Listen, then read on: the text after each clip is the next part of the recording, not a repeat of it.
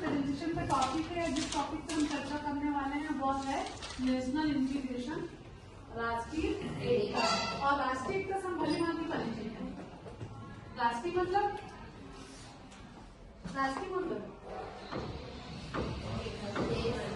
देश, राष्ट्र, हम जिस देश में निवास कर रहे हैं उस देश के बारे में बात करना। और एकता मतलब एकजुट होकर रहना। जैसे कि हम कहते हैं कि भारत देश विभिन्न धर्मों, जातियों, वर्गों और संप्रदायों का समूह है। इन सब के रहते हुए आपस में सब मिलजुल कर रहते हैं, तो एकता से वो एकता को प्रदर्शित करता है और वो एक दूसरे हित के लिए भी कार्य करते हैं, मानव हित के लिए कार्य होता है। इस तरह हम देखा जाए तो उसको राष्ट्रीय एकता के रूप में हम संबोधित करते हैं, उसे हम राष्ट्रीय एकता कहते हैं। जैसे कि एक डेफिनेशन में लिखा हुआ है, क्या लिखा है इसका मीनिंग? एक राष्ट्र में विभिन्न जाति, वर्ग, धर्म, संस्कृति, भाषा एवं क्षेत्र के लोग निवास करते हैं। इन सभी व्यक्तियों के मध्य एकता की भावना को ही राष्ट्रीय एकता कहा जाता है। जैसे आप अपने क्लासरूम से ले सकते हैं। एक क्लास में बहुत सारे स्टूडेंट रहते हैं, 20-25 जो भी है, पर सभी अलग अलग धर्म और संप्रदाय के रहते हैं, पर आपस में लड़ाई झगड़ा करते हैं क्या? नहीं, सब मिलजुल कर रहते हैं। जबकि इससे पहले हम लोग कई बार ऐसा रहता है हम एक दूसरे को जानते भी नहीं रहते हैं, पर इतना प्रगाढ़ संबंध हो जाता है, तो इस तरह देखा जाए तो उसको एकता के रूप में प्रदर्शित किया जाता है। ठीक है, तो ये है राष्ट्रीय एकता। ठीक, आगे बढ़े। अब देखो एक डेफिनेशन लिखा हुआ है बीएस माथुर के अनुसार, राष्ट्रीय एकता एक मनोवैज्ञानिक और शैक्षिक तरीका है जिसे मनुष्य के मन में एकता की भावना, रुचियों की घनिष्ठता तथा लगाव, राष्ट्र के प्रति सामान्य नागरिकता तथा देश के प्रति सम्मान का भाव रहता है। ये परिभाषा बीएस माथुर के अनुसार। इस परिभाषा से हम समझ सकते हैं कि एक सामान्य व्यक्ति मतलब इस देश में रहने वाले सभी व्यक्ति आपस में घनिष्ठ संबंध भी रखते हैं, मधुर संबंध भी रखते हैं और उन्हीं एक दूसरे का आदर सम्मान करते हुए अपने कार्यों का क्रियान्वयन करते हैं, जिसे हम राष्ट्रीय एकता के नाम से जान रहे हैं। ठीक, अब ये लिखा हुआ है, इसे कौन एक्सप्लेन करेगा? Togetherness leads to harmony, harmony leads to peace की बात करते हैं। क्या बता रहे परिभाषा, कौन एक्सप्लेन करेगा इसे? मिलकर सद्भावना आती है और सद्भावना ही हमें शांति प्राप्त करने में सहायता देता है। तो ये सद्भावना और शांति क्या है? जब हम एकजुट होकर किसी कार्य को करते हैं तो जाहिर सी बात है हम एक दूसरे के प्रति सम्मान तो करते हैं, पर सद्भावना की जो बात है, शांति जो बनाए रखना कहते हैं। तो ये परिभाषा बहुत अच्छे तरीके से किसी चीज को बता रहा है, एक्सप्लेन कर रहा है। ठीक है, आगे बढ़े। वाली बाधाएं, हाँ बच्चे, बेरियर। तो जैसे इसमें पॉइंट लिखा हुआ है, क्षेत्रीयता की भावना, सांप्रदायिकता, फिर लिखा है जातिवाद, भाषावाद, आर्थिक समानता। पहले हम देखते हैं क्षेत्रीयता की भावना। तो जैसे कहते हैं कि भारत विभिन्न धर्मों और समुदाय का समूह है, बहुत सारे राज्य हैं और वो हर राज्य में रहने वाले व्यक्ति क्षेत्र वाइज भी ले सकते हैं। जैसे हम छत्तीसगढ़ को ले लेते हैं, जैसे हम राजस्थान को ले लेते हैं, जैसे हम मध्य प्रदेश को ले लेते हैं। पर यदि मैं छत्तीसगढ़ की बात करती हूँ तो क्या छत्तीसगढ़ में सिर्फ छत्तीसगढ़ी ही निवासी करता है, एक संप्रदाय निवास करता है क्या? या एक जातीय धर्म निवास करता है क्या? वर्ग नहीं, विभिन्न धर्म और जाति के लोग निवास करके फिर भी उनके साथ एकता की भावना हमको देखने को मिलती है। क्यों? वो एक दूसरे की संस्कृति को अपनाते नहीं, भी अपनाते तो उसका अनादर नहीं करते हैं। पर ये क्षेत्रता की भावना कैसे आती, किन कारणों से आती? कि हम बाधाएं पढ़ रहे हैं, मैंने तो अच्छी चीज को बताया, और बाधाएं कैसे? सिर्फ अपने समूह तक सीमित हो जाती है, अपने लोगों में ही भला करते हैं, इसे क्षेत्रीयता बोलते हैं कि खाली हमारे समुदाय के बारे में सोचें। पर जब हम बैरियर की बात करते हैं तो कहीं ना कहीं कुछ समुदाय के लोग ऐसे रहते हैं, कुछ व्यक्ति विशेष ऐसे रहते हैं जो चाहते हैं, जो सोचते हैं कि मैं जिसको जान रहा हूँ, समझ रहा हूँ, उसी का समर्थक हर व्यक्ति रहे। तो ऐसे क्षेत्रीयता की भावना नहीं आने देना चाहिए, तभी तो हम राष्ट्रीय एकता को मजबूत कर सकते हैं। तो इस बैरियर के साथ साथ मैं अच्छाइयों को भी बताते जाऊंगी। ठीक है, दायित्व जिसको हम लोग भली भांति परिचित हैं। एग्जाम्पल है हमारे पास बहुत सारा, क्षेत्र वाइज ले लीजिए आप। जो सांप्रदायिक दंगों की बात करते हैं वो कैसे होता है, इसका एग्जाम्पल हमको बहुत अच्छा मिलता है। मिलता है उदाहरण बताएं। सोनम सदर। मैम चुनाव के समय मतलब लड़ाई झगड़ा करते हैं, हमको वोट दो करके। और चुनाव के समय अपने जाति, अपने धर्म का प्रचार प्रसार ज्यादा करते हैं जी। समुदाय का हो तो आप भी इसी समुदाय के हो तो मुझे वोट दे करके। बहुत समय मतलब हमको जब इलेक्शन आता है तब बहुत सारी चीजें देखने और सुनने को मिलती है। कुछ व्यक्ति विशेष, वर्ग विशेष को लेकर वो खड़े हो जाते हैं और उनको लगता है कि उनके वर्ग या जाति के लोग उनको सपोर्ट करें, तो आप सांप्रदायिकता को बढ़ावा दे रहे हो, खुद को बढ़ावा दे रहे हो ना। और दूसरे संप्रदाय, दूसरे जाति वर्ग के लोग हैं, है ना, उनके साथ और भी हैं। तो इस तरह इसकी भावना भी पैदा करता है कि राष्ट्रीय एकता की मार्ग में बताएं तो एक रीजन ये भी होता है। ठीक है, फिर आता है जातिवाद। बैठ जाइए। हम कहते हैं भारत में विभिन्न जाति वर्ग के लोग निवास करते हैं। जितने भी पॉइंट है एक दूसरे से कनेक्टिविटी है। जाति विशेष को लेकर राष्ट्रीय एकता के मार्ग में बाधाएं उत्पन्न होती हैं, चाहे वो मुस्लिम धर्म ले लो, चाहे हिंदू धर्म ले लो, चाहे क्रिश्चियन समुदाय ले लो, कोई भी। बहुत सारे व्यक्ति ऐसे होते हैं जो एक दूसरे का हित ना सोच के खुद का हित सोचते हैं, खुद का स्वार्थ सोचते हैं, खुद के जाति का स्वार्थ सोचते हैं। जबकि हमारे संविधान ने ये चीजें हटा दी है। हमको फंडामेंटल राइट्स में मिले है ना हमारे अधिकार कि विभिन्न धर्मों के लोग निवास करते हैं तो सबके लिए समान अधिकार है। तब वहां पर हम अपने संविधान को कैसे दरकिनार कर दे रहे हैं, जबकि ऐसा नहीं होना चाहिए। ठीक, नेक्स्ट है आपका भाषावाद। विभिन्न भाषा के लोग निवास करते हैं, तो क्या ये हमारे राष्ट्रीय एकता के मार्ग में आने वाली प्रमुख बाधा बन सकता है? बन सकता है। ठीक, फिर नेक्स्ट है आर्थिक असमानता। महत्वपूर्ण पॉइंट है। क्या आर्थिक असमानता? हम 3 वर्ग में बांट देते हैं, निम्न, मध्यम और उच्च। उन्हीं वर्गों में जो बांटा गया है कार्यों के आधार पर, वो तो हमारे इतिहास में था। जो जैसे कार्य कर रहा था उस आधार पर वर्णों का विभेद कर दिया था। पर अभी हम देखते हैं तो जो एक रोज काम करने वाले व्यक्ति और एक हायर उच्च वर्ग वाला व्यक्ति, इन तीनों पक्षों में हम देखें तो आर्थिक असमानता जरूर मिलती है उनके काम के आधार पर। तो क्या तो भी हमारे राष्ट्रीय एकता के मार्ग में बाधा उत्पन्न करती है? कैसे बताइए? कितनी प्रतिशत जनसंख्या इन कार्यों में संलग्न और कितनी प्रतिशत जनसंख्या जो बेरोजगारी में? तो कुछ न कुछ पक्ष तो ऐसे होता है जो आर्थिक रूप से असंतोष हो जाता है कि वो खुद को कैसे मजबूत उठाए, तो कुछ लोग गलत रास्ते की ओर चले जाते हैं। उदाहरण है जैसे आप ले लीजिए आतंकवाद, नक्सलवाद। कहीं न कहीं जो भारत और पाकिस्तान के बीच जो संबंध है वो कहीं ना कहीं ये सारी चीजों को भी बताता है। तो जाहिर सी बात है राष्ट्रीय एकता के मार्ग में प्रमुख बाधा के रूप में हमको नजर आता है। ठीक, आर्थिक असमानता है, आएगा कि नहीं आएगा बताइए? नेक्स्ट श्रद्धा, राजनीतिक दल, बेरोजगारी, भ्रष्टाचार और अज्ञानता। बताओ, एक एक पॉइंट पे एक्सप्लेन करेंगे आप, मैं तो बताऊंगी। प्रीति, संख्या अभी भी निरक्षर है। निरक्षरता कम से कम 35% तो निरक्षरता भी है, क्योंकि अभी देखा जाए तो मुल्क से पढ़ाई में इतना डेवलप तो होगी देश में, कई बच्चे ऐसे हैं जो अभी भी निरक्षरता है।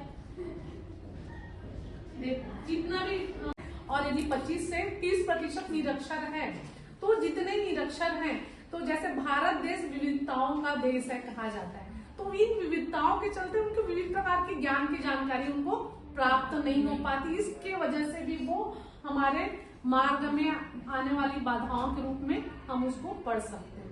ठीक, नेक्स्ट है आपका राजनीतिक दल।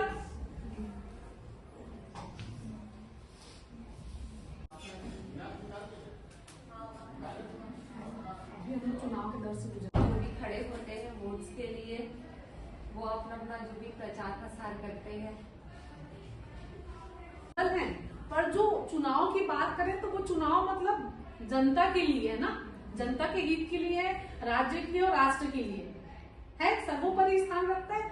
पर बहुत सारे राजनीतिक दल के कुछ व्यक्ति ऐसे होते हैं जो स्वार्थवश उस कार्य को करते हैं। भले हम कहेंगे कि नहीं आपके हित के लिए, पर वो कहीं ना कहीं स्वार्थ सिद्धि का कार्य करते हैं, जिसमें हम कहते हैं ना खुद को जीतने के लिए बहुत सारी स्ट्रेटेजी की यूज करते हैं। सब लोग ऐसे कार्य करते हैं जो जनता की भलाई के लिए। मैं नहीं कहती कि नहीं करते, महत्वपूर्ण पॉइंट है। हम साक्षर निरक्षर की बात करते हैं, पढ़ लिख तो लेते हैं, पर हमारे पास नौकरी नहीं रहती। और नौकरी नहीं रहती तो खाली दिमाग शैतान का घर जैसे बात करते हैं, तो बहुत सारी चीजें आ जाती हैं। अच्छा रास्ता मिल गया, अच्छा सजेशन मिल गया, अच्छा गाइडेंस और काउंसलिंग मिल गया, तब तो ठीक है, हम रास्ते पर चले गए। कि एक ही रास्ता नहीं है कि हम पढ़ लिख लें और सरकारी नौकरी करें, क्योंकि नहीं सबको मिलता है क्या, पर अपने पैरों में खड़े होने के लिए हम और क्या क्या कार्य कर सकते हैं। भले ही अर्निंग कम हो पर अच्छा कार्य करें। पर अर्निंग ज्यादा के चक्कर में, बहुत सारी फैसिलिटीज की सुविधा के चक्कर में हम कुछ गलत कार्य भी कर बैठते हैं, जो हमारे साथ साथ अपने परिवार के लिए भी अच्छा नहीं होता। और अपने परिवार, समाज और देश और राष्ट्र की बात करें तो कहीं ना कहीं ये राष्ट्रीय एकता के मार्ग में बाधा उत्पन्न करती है।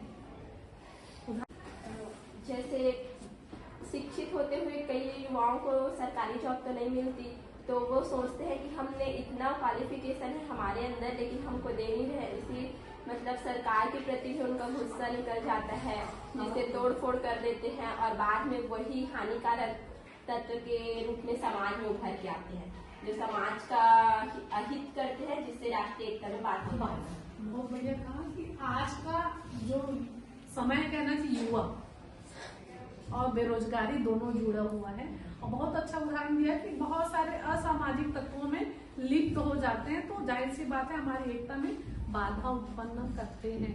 ठीक बट जी, फिर है आपका भ्रष्टाचारी और अज्ञानता, करप्शन। हर तरफ कहा जाता है कि भ्रष्टाचार है, कहाँ नहीं है भ्रष्टाचार। हम यदि सरकारी नौकरी की बात करते, परीक्षा को देते, इतने पोस्टर की परीक्षा है, इतना सारा जैमर लग रहा है कि बहुत अच्छे से एग्जाम संचालित हो जाए, कहीं किसी प्रकार का कुछ ना हो, ये तो निकल गया। पर हम देखते हैं, अभी कुछ दिन पहले पेपर में देखा होगा, लास्ट टाइम जो भी पीएससी एग्जाम हुआ था उसमें कितने घोटाले हुए थे। क्या है, करप्शन ही तो है वो। सिर्फ मैं नौकरी की बात नहीं करती, हर जगह घूसखोरी और भ्रष्टाचारी नजर आता है, जो कहीं ना कहीं इसके बाधा उत्पन्न करता है। कोविड के समय को उदाहरण ले लीजिए, है नहीं पुष्पा,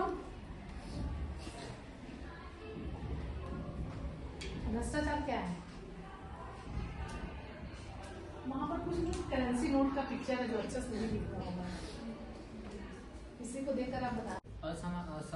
असामाजिक क्या बोलना चाहिए इसको, भ्रष्टाचार हमारे देश में बहुत फैला हुआ है मैम, जिसके कारण हम आज भी परेशान हो रहे हैं। जहाँ अच्छा बच्चा पढ़ लिख के अच्छी पोस्ट पे नहीं जा पाता, वहीं दूसरों के बच्चे घूसखोरी देकर, पैसा देकर अच्छे अच्छे पोस्ट पे लग जाते हैं, और हमारे देश का नाम खराब होता है जिससे।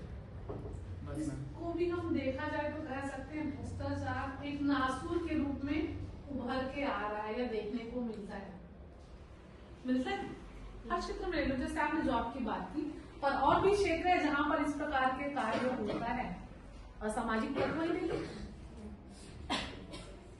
जो बेरोजगारी की बात हमने की, वो चीज यहाँ पर भी आ सकता है।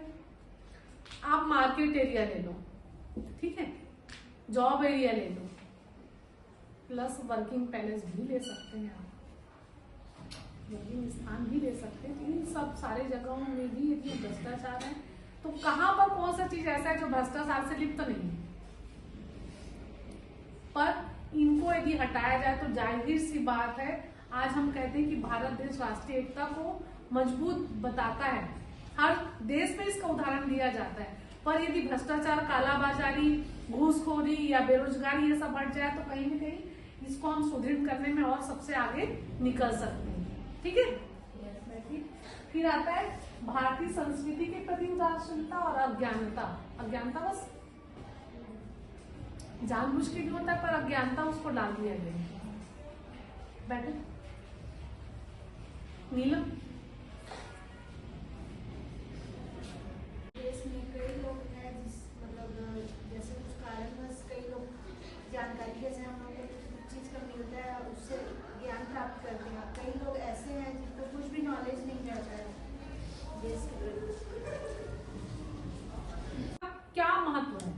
हम कहते तो है विभिन्न धर्मों, जाति और वर्गों का समुदाय होते हुए भारत में एकता को प्रदर्शित करता है, पर हर व्यक्ति को इसकी महत्ता को हमें बताना चाहिए, हर व्यक्ति को इससे परिचित होना चाहिए, तब इस प्रकार की बाधाओं को हम दूर कर सकते हैं।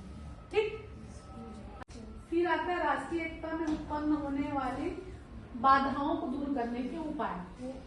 बढ़ाओ जो लिखा है वो बढ़ाऊंगी, बाधाओं को दूर करने के बैठे। जैसे कि हमने जितना भी पॉइंट पढ़ा है, जिन जिन पॉइंट के माध्यम से हमने जाना कि ये एकता के मार्ग में बाधा उत्पन्न कर सकता है, उन बाधाओं को कैसे दूर कर सकते हैं। पहला पॉइंट है कठोर दंड का प्रावधान होना चाहिए कि यदि किसी भी प्रकार का इस प्रकार का कार्य हो रहा है, चाहे वो भ्रष्टाचारी हो, चाहे कालाबाजारी हो, चाहे अज्ञानतावश हो या जिस भी रीजन से हो, तो हमारे न्याय में, हमारे कानून में इस प्रकार का प्रावधान है जिससे हम उसको दूर कर सकते हैं और होना भी चाहिए, तब तो हम एकता को बनाए रख सकते हैं। ठीक, नेक्स्ट पॉइंट है राष्ट्रीय नीति का निर्माण। ऐसे कुछ पॉलिसी तो बनी हुई है, पर उस पॉलिसी का कितना पालन किया जाता है, तो ऐसे पॉलिसी बनाना चाहिए जिससे आने वाली बाधाओं को हम दूर कर सकते हैं। ठीक है, फिर सांप्रदायिकता की समाप्ति। देश में रहने वाले सभी नागरिकों की जिम्मेदारी होनी चाहिए। यदि हर व्यक्ति अपनी जिम्मेदारी को समझे तो जाहिर सी बात है जितने भी सांप्रदायिक दंगे होते हो कहीं ना कहीं कुछ हिस्सा तो कम कर सकते हैं। हम जिस क्षेत्र में उस क्षेत्र को देख सकते हैं, बाकी क्षेत्र को तो हम जा नहीं पाएंगे, पर एक मिसाल और उदाहरण बनना चाहिए। ठीक, नेक्स्ट है शिक्षा का प्रसार, सबसे महत्वपूर्ण पॉइंट।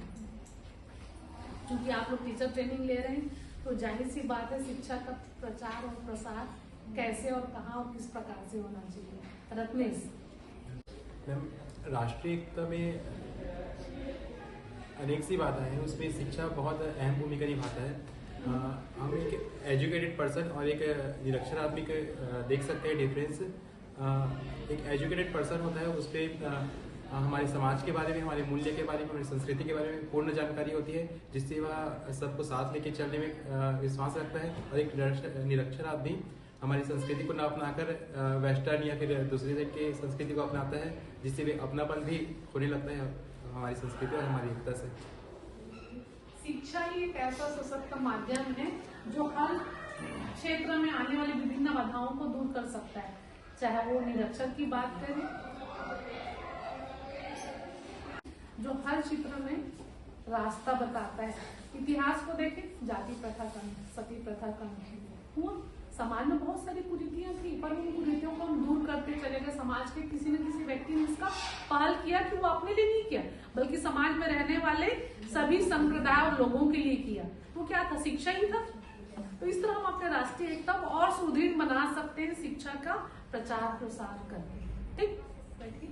फिर नेक्स्ट है आपका राष्ट्रीय हितों का महत्व, जिम्मेदारी का एहसास, सर्वसम्मत भाषा पर बल और जाति प्रथा का अंत। आगे जाति प्रथा का अंत। राष्ट्रीय हितों का महत्व क्या है? राष्ट्र हित के लिए हम क्या करते हैं?